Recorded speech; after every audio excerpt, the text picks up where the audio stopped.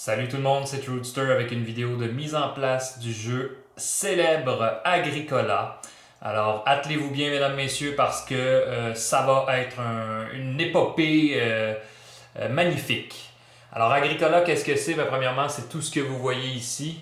C'est beaucoup de composantes, de belles composantes, c'est magnifique de voir à quel point les designers se sont assurer que vous aviez la plus grande qualité des composantes. Tous les petits pions sont en bois, c'est très durable, les couleurs sont vives et tout ça c'est très bien fait. Des cartes, en voulez-vous, il y en a plein. Ceux qui adorent les tokens de ressources, ben, vous ne serez pas déçus. Il y en a pour tous les goûts, des ressources. Il y en a de tout genre. Alors, je vais vous faire un petit tour rapide de ce que vous avez dans la boîte et après ça, on va commencer à faire la mise en place.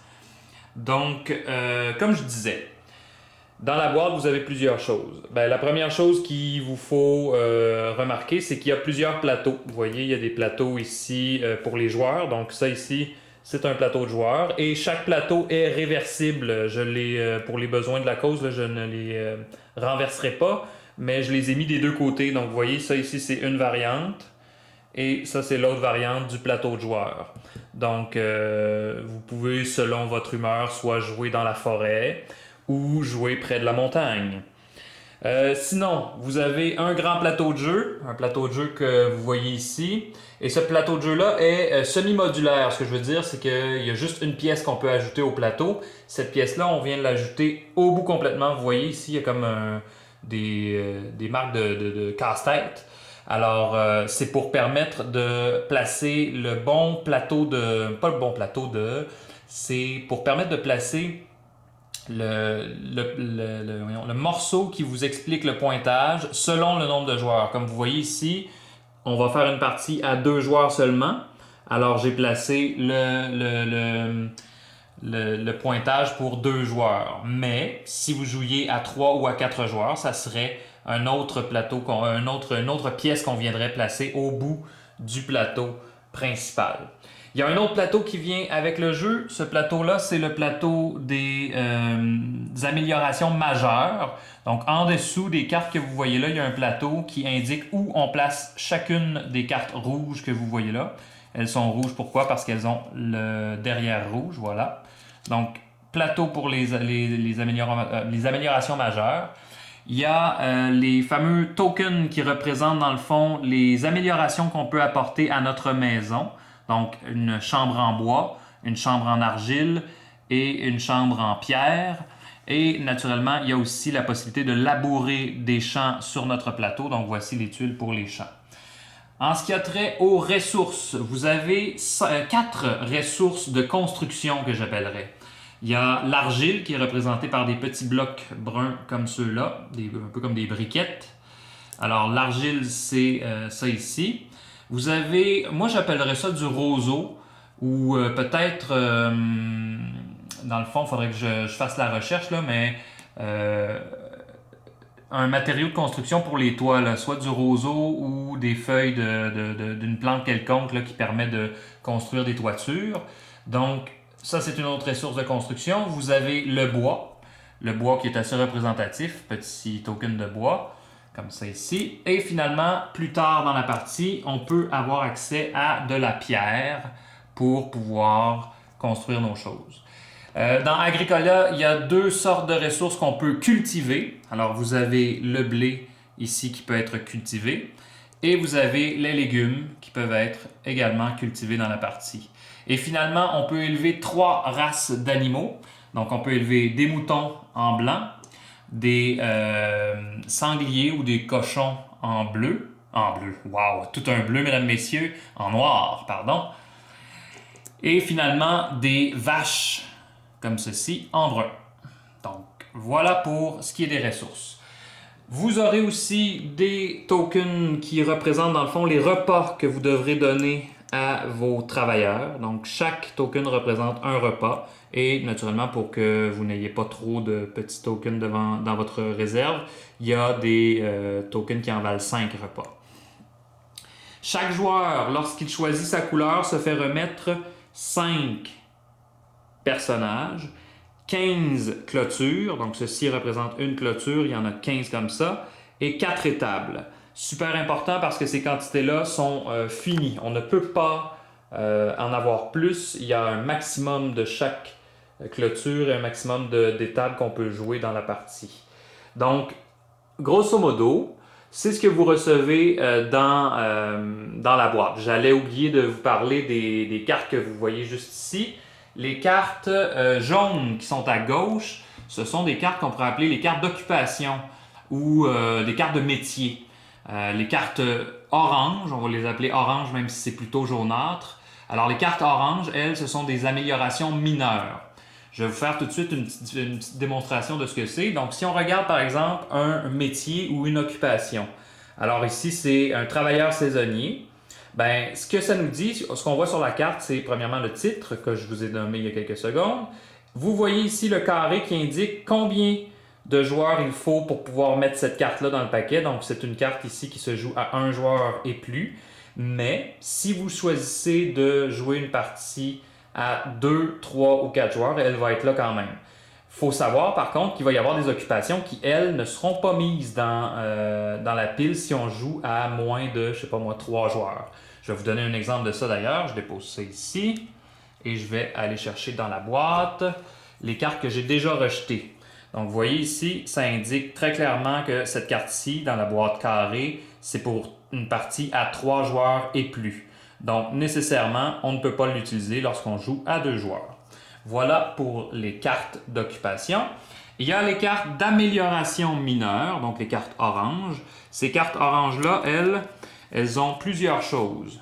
Donc, il faut savoir que les cartes d'amélioration ont parfois des prérequis. Ça veut dire qu'il faut avoir certains trucs devant nous avant de pouvoir la jouer. S'il y a un prérequis à la carte, il va être inscrit juste ici. Je vais aller vous en chercher un exemple dans quelques secondes, là. Mais il va être inscrit en haut à gauche.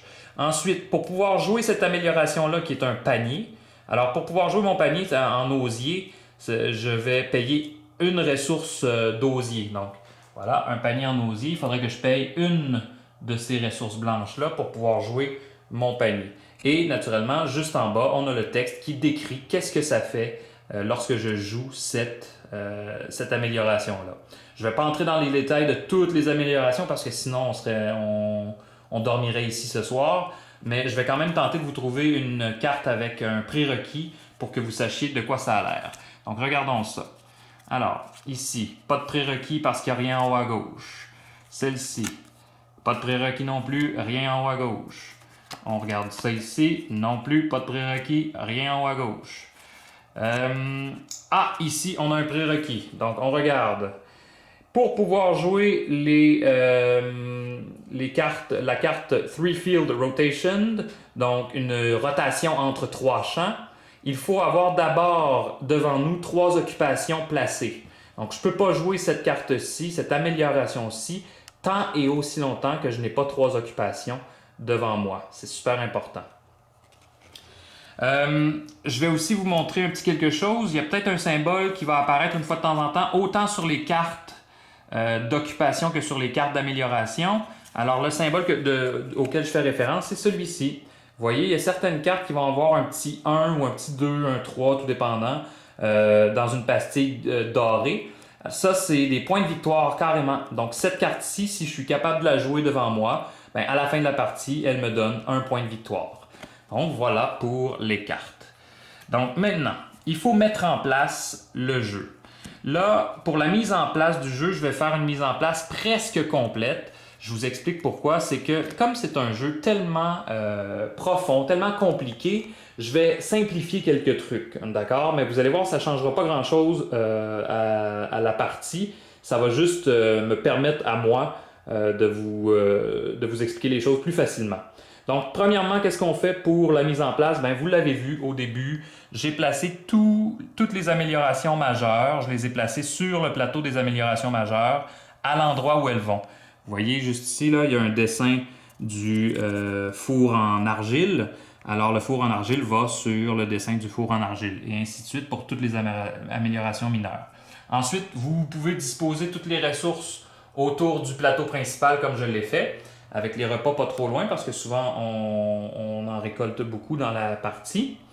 Et ensuite, vous devez placer les cartes d'action selon leur étape. Donc, vous voyez ici, il y a un 1, ça c'est pour étape 1, étape 2, étape 3, étape 4, étape 5, étape 6. Alors, nécessairement, il faut les brasser dans leurs piles respectives. Donc, je brasse toutes les étapes 1 ensemble, toutes les étapes 2 ensemble, 3, 4, 5, puis 6, il y en a juste une. Et ensuite, quand c'est fait, je vais toutes les prendre et les placer une par-dessus l'autre, comme ça, étape par-dessus étape. Donc, étape 1 par-dessus étape 2, étape 2 par-dessus étape 3, et ainsi de suite. Puis là, ça ne veut pas se prendre parce que j'ai les ongles trop courts.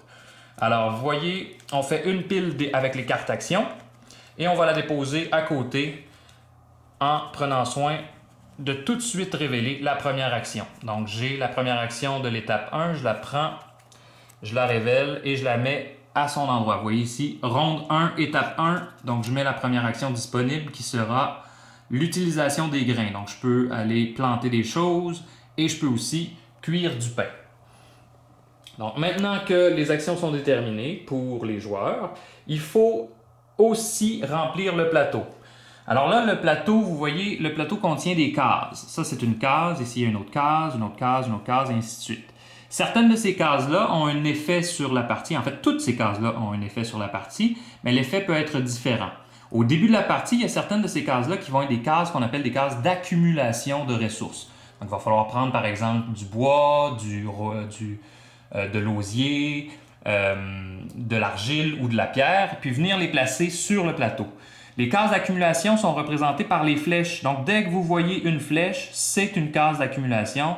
Et en début de partie, il faut placer les ressources correspondant à la case. Donc, par exemple, dans la forêt, il y a 3 bois qui s'accumulent à chaque ronde. Donc, je vais prendre les 3 premiers bois pour la première ronde, comme ça ici. Je vais les placer dans la réserve, juste à côté de la flèche. Donc, j'ai 3 bois qui attendent patiemment d'être récoltés. Ici, vous avez si on peut dire, le trou à argile. Donc, le trou à argile va accumuler une argile par tour. On doit l'accumuler dans cette case-ci. Donc, je vais placer une argile juste ici. L'osier. Alors, l'osier, même chose, 1 par ronde. Donc, je vais accumuler un osier juste ici. On voit ici que d'aller pêcher, ça donne immédiatement un repas et c'est de l'accumulation. Donc, un repas par ronde va s'accumuler à la pêche. Donc, je prends un repas et je le place à la pêche, juste ici. Il y a une différence entre les cases d'accumulation et les cases permanentes. Les cases permanentes, comme le travail de jour, ici, ce qu'elle nous dit, dans le fond, c'est que si je viens chercher cette case-ci, j'obtiens automatiquement 2 repas. Donc, je prends 2 repas dans la réserve, puis je les mets dans ma réserve à moi. La différence entre les deux, c'est qu'il n'y a pas d'accumulation ici. Donc, à chaque ronde, il n'y aura pas 2 repas de plus qui vont s'accumuler ici. Tandis que pour la pêche, il va toujours y avoir un repas qui va s'accumuler à toutes les rondes. Puis s'il n'y a personne qui réclame cette case-ci dans une ronde, bien, la ronde suivante, il va y avoir un autre jeton qui va venir s'accumuler. Donc, il y aura 2 repas au lieu d'un. Et ainsi de suite, jusqu'à ce que quelqu'un vienne réclamer la case. Il y a d'autres cases aussi que je vais vous expliquer dans l'exemple de partie. Ces cases-là ne sont pas des cases d'accumulation, donc pour l'instant, pour la préparation, on n'y touchera pas. Même chose pour la carte qu'on a révélée. Elle aussi est une action, mais on ne met rien dessus parce que ce n'est pas une case d'accumulation. Autre chose qu'il faut faire pour commencer la partie, il faut s'occuper de notre plateau personnel. Donc, dans notre plateau personnel, il faut venir placer 2 travailleurs, un par pièce de notre maison, parce que ceci est notre maison. Et ça, éventuellement, ça va devenir notre ferme. Alors, vous avez à placer 2 travailleurs. Les 3 autres travailleurs ne sont pas encore disponibles, donc on les met en réserve de côté. Les clôtures, on ne les a pas utilisées encore, donc en réserve de côté. Et les étables, c'est la même chose, en réserve de côté. Maintenant, il faut déterminer entre les 2 joueurs, entre rouge et bleu, qui sera le premier joueur. Et le jeton premier joueur, c'est ce petit pion-ci que vous voyez, le jeton jaune. Alors, quand un joueur a le jeton jaune devant lui, ça veut dire qu'il est premier joueur. Donc, pour déterminer ça, il y a plusieurs façons.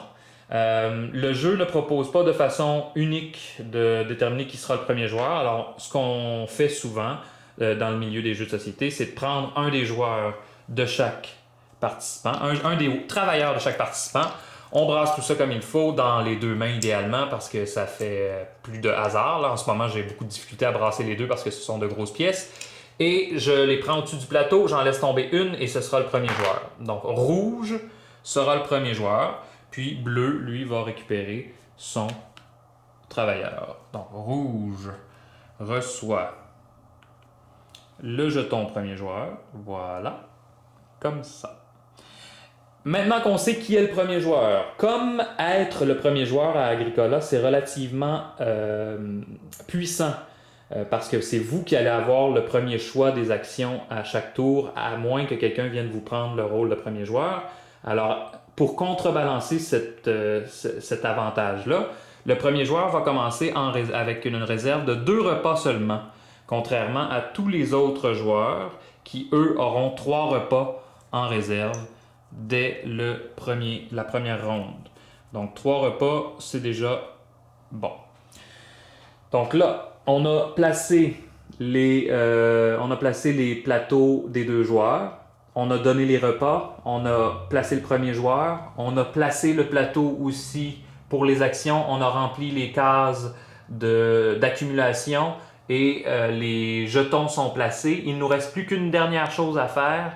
Chaque joueur doit recevoir 7 occupations et 7 améliorations mineures, desquelles il pourra, dans le fond, choisir pendant la partie. Là, je fais un bémol. Il y a énormément de joueurs de Agricola qui vont vous dire « Oui, mais ça, normalement, il faut faire ce qu'on appelle en anglais un draft. » C'est vrai. Une des règles prévoit que pour améliorer l'expérience de jeu, on peut donner par exemple 7 cartes d'occupation aux joueurs rouges, 7 cartes d'occupation aux joueurs bleus. Et là, à la première ronde du draft, du fameux draft, comme on fait au hockey, les joueurs vont prendre la carte qu'ils croient être la meilleure dans leur paquet, la mettre de côté, donc je la mets dans mes affaires, et je passe les 6 autres cartes aux joueurs à ma gauche ou à ma droite, tout dépendant de ce qui est convenu pour le draft. Et on tourne ainsi jusqu'à ce qu'on ait passé à travers toutes les cartes. Par contre, les règles sont assez claires. Normalement, quand on fait une première partie, on devrait donner 7 cartes d'occupation et 7 cartes d'amélioration à chaque joueur. Moi, je vous rappelle que pour me faciliter le travail de présentation du jeu, je vais ici mettre mon droit de veto. Ce que je vais faire, c'est que je vais donner seulement 2 occupations puis 2 améliorations à chaque joueur pour vous permettre de comprendre un peu comment ça interagit avec la partie. Donc, première occupation au joueur bleu, on la met ici. Occupation joueur rouge, occupation joueur bleu, occupation joueur rouge. Même chose pour les améliorations, occupation joueur bleu, voilà, occupation joueur rouge, occupation joueur bleu et finalement occupation joueur rouge. Donc les cartes qui ne sont pas utilisées, si vous jouez une partie à 2 joueurs par exemple, vous remettez tout ça à l'intérieur de la boîte. Moi ce que je vais faire, je vais les mettre tout simplement de côté comme ça pour me rappeler qu'elles ne sont plus utilisées. Bon, alors, chaque joueur a une main normalement composée de 14 cartes, mais là, moi, vous aurez compris que pour les besoins de la cause, il n'y aura que 4 cartes par main. Alors voilà pour ce qui est des mains de cartes. Maintenant, quand on sera dans l'exemple de partie, je vous montrerai ce que fait à peu près chacune des cartes pour que vous compreniez un peu tout l'aspect stratégique. J'attire votre attention, dernière chose, sur les fameux tokens. Les tokens sont bien faits, les tokens sont réversibles, donc vous voyez derrière la chambre en pierre, il y a la chambre en argile, et vous aurez compris que derrière la chambre en argile, il y a la chambre en pierre. Derrière la chambre en bois, la pièce en bois plutôt, il y a les champs qu'on peut cultiver, et derrière les champs, il y a une chambre en bois. Donc voilà, il n'en fallait pas plus pour faire le tour de la mise en place du jeu Agricola. Donc vous allez voir, c'est toute une partie, un des jeux les plus populaires d'ailleurs en ce moment dans le monde, très connu. J'espère que vous allez bien apprécier. On se revoit dans quelques secondes pour un exemple de partie de Agricola. Bye bye.